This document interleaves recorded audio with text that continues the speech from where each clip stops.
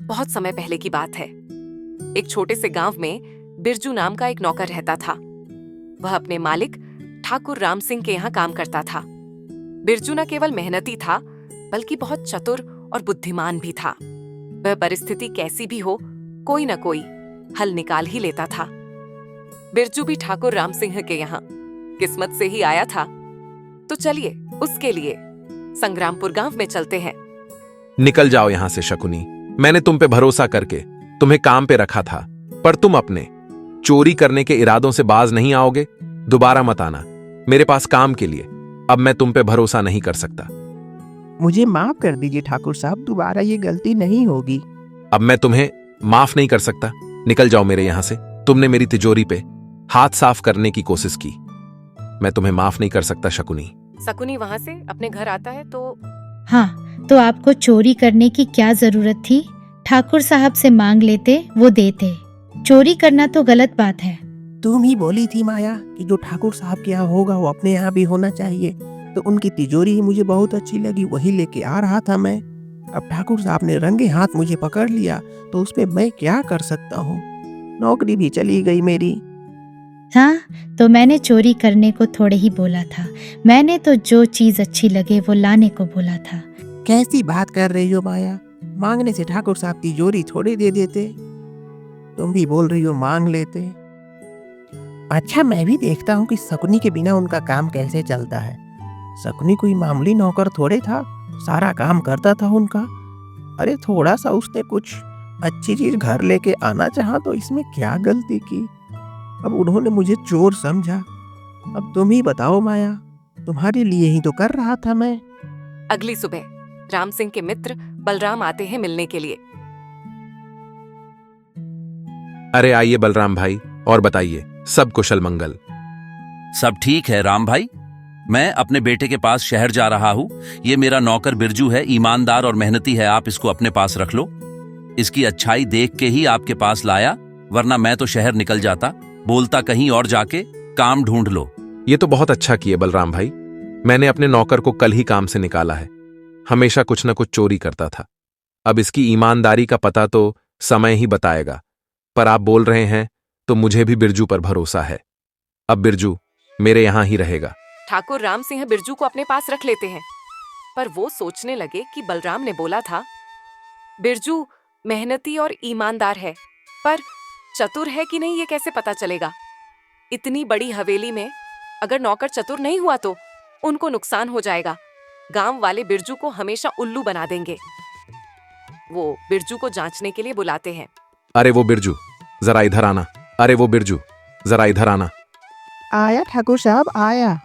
बिरजू, तुम्हें पास के तालाब से एक मछली पकड़ के लानी है, पर मछली भींगी हुई नहीं, सूखी होनी चाहिए। अब जल्दी जाओ और मछली पकड़ के लाओ। ठीक है ठाकुर साहब, आपने जैसा बोला है मैं वैसा ही मछली पकड़ के लाऊंगा।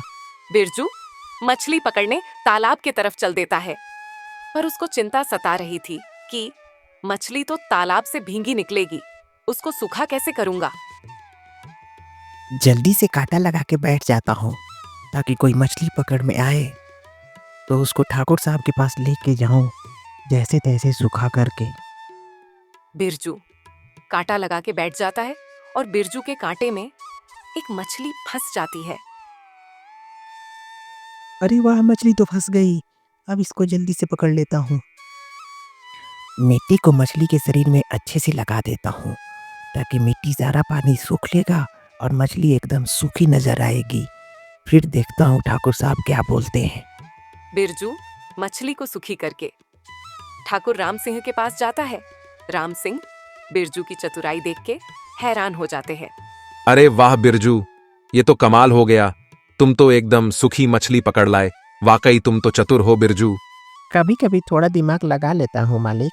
धीरे धीरे बिरजू के चतुराई के किस्से संग्रामपुर गांव में फैलने लगते हैं, और बिरजू की चतुराई के किस्सों से शकुनी तो और जल भुन जाता है और एक दिन बिरजू से मिलता है। क्या बात है बिरजू, तुम तो कुछ ही दिनों में ठाकुर साहब के चहेते बने फिर रहे हो। शकुनी, अगर तुम मेहनत और ईमानदारी से काम करोगे तो तुम्हें कौन निकालेगा। अब तुम किसी के घर में जाके उसके यहाँ चोरी करोगे तो उसका विश्वास कैसे जीत पाओगे।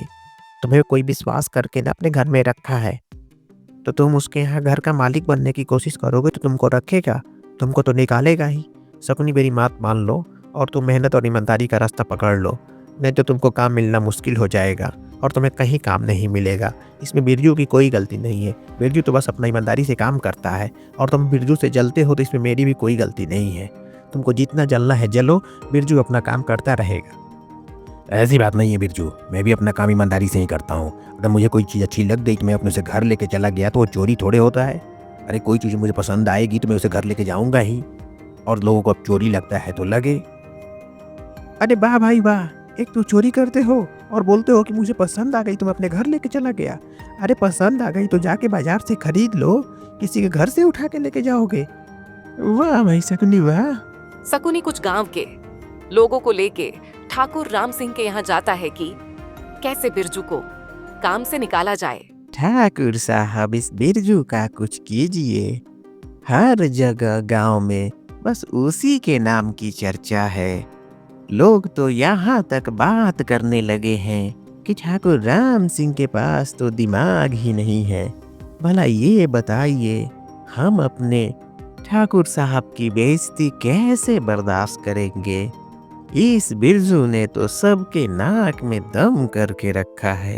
भला बताइए, ठाकुर राम सिंह की तुलना बिरजू से होगी और ये हम बर्दाश्त करेंगे? ठाकुर साहब, आपको इस बिरजू को सबक सिखाना ही पड़ेगा ताकि उसको भी तो पता चले कि ठाकुर राम सिंह के पास जो दिमाग है, बिरजू के पास उसका कोई तोड़ नहीं है। पर मुझे तो ऐसा नहीं लगता है। बिरजू तो बहुत ईमानदार और चतुर है।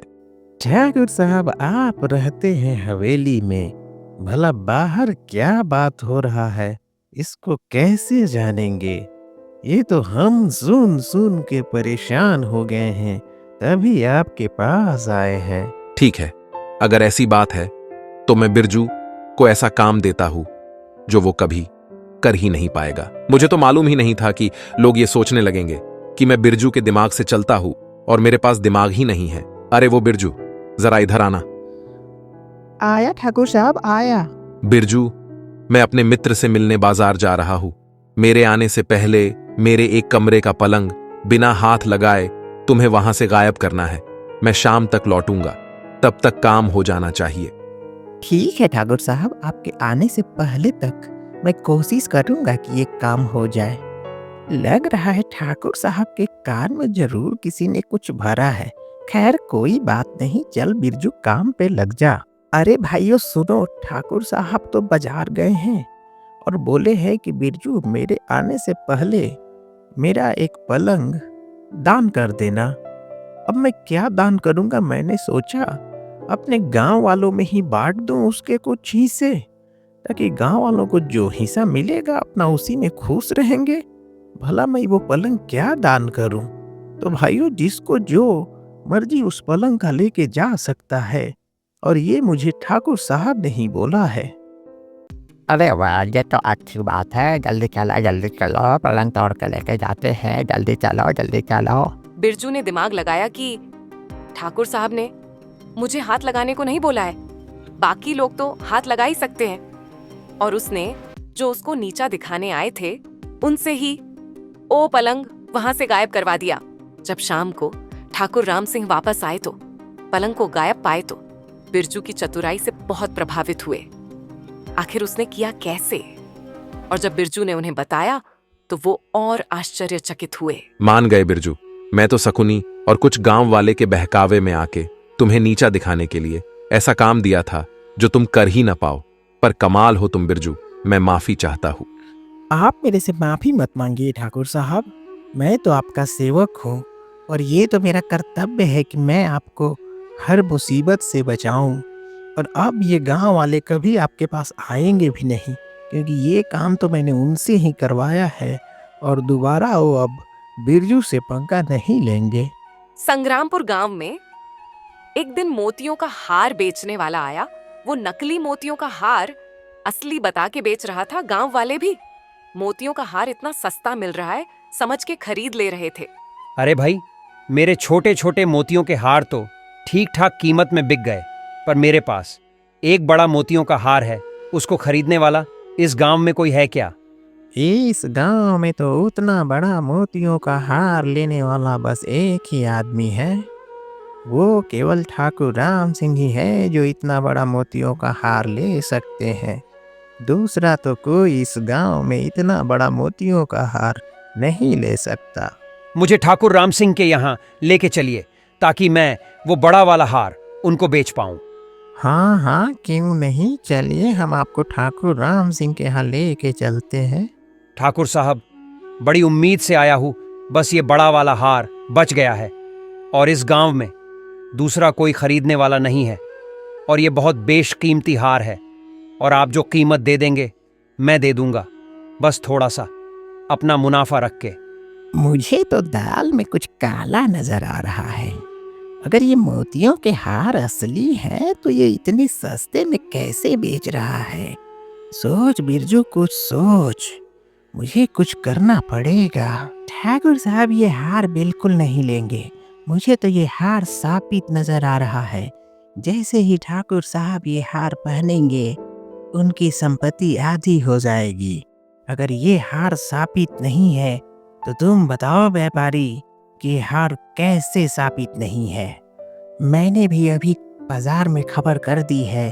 अभी तुरंत ही असली मोतियों का हार पहचानने वाला आता होगा और जैसे ही हार पहचान लेगा ठाकुर साहब ये हार ले लेंगे। तब तक तुम रुको यहीं पे। नहीं नहीं, कैसी बात कर रहे हो?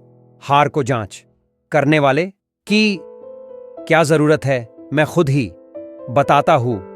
सारे हार नकली है, मैं सबके पैसे लौटा दूंगा, बस आप मुझे यहां से जाने दे। क्यों भाई, तुम लोग तो बिरजू की ही कुछ ना कुछ शिकायत लेके आ रहे थे। अब तो समझ में आ गया बिरजू क्या चीज है। हमें माफ कर दो बिरजू, हमने तुम्हें कितना गलत समझा, पर तुमने अपनी चतुराई से हमें इतना बड़ा धोखाधड़ी से बचाया बिरजू।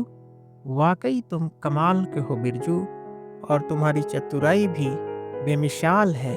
हम तुम्हें कितना गलत समझते थे बिरजू, पर तुमने तो ये साबित कर दिया कि तुम्हारी चतुराई हमेशा भलाई के लिए है। आपका दिमाग ही आपका सबसे बड़ा हथियार है।